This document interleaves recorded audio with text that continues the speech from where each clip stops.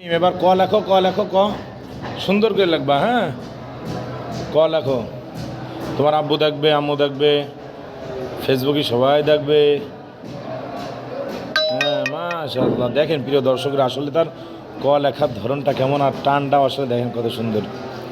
দেখেন তো একটু চিন্তা করে আমাদের বাচ্চারা এমনভাবে অনেকেই পারে কিনা।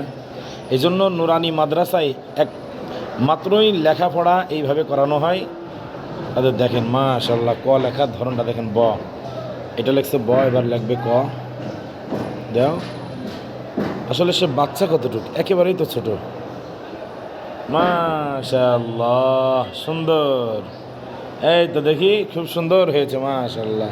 হ্যাঁ তামিম, ভালো হয়েছে। এর থেকে সুন্দর করে লিখতে হবে। হ্যাঁ, ক পারো, খ পারো, গ, ঘ, মাশাআল্লাহ সব কিছুই তো পারো। আচ্ছা, এবারটা মোছো তো দেখি। এবার তুমি আমাকে লিখে দেখাবা এল। এল লিখতে পারো তো? ইংরেজি এল পারবা তো? লেখো, এল লেখো। হ্যাঁ, অনেক লেখো, তাড়াতাড়ি লেখো, তাড়াতাড়ি লেখো, দ্রুত লেখো, খুব দ্রুত, তাড়াতাড়ি লেখো, তাড়াতাড়ি। এল, দেখেন এলটাও লেখে কত সুন্দর করে, একটু তাকায় দেখেন। মাশাআল্লাহ, এটা হচ্ছে এলের প্রথম বাহু।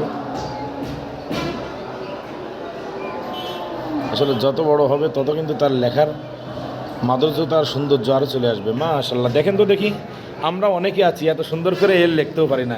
কি তামিম, ঠিক তো? সবার কাছে দোয়া চাও, বলো যে আমার জন্য দোয়া করবেন।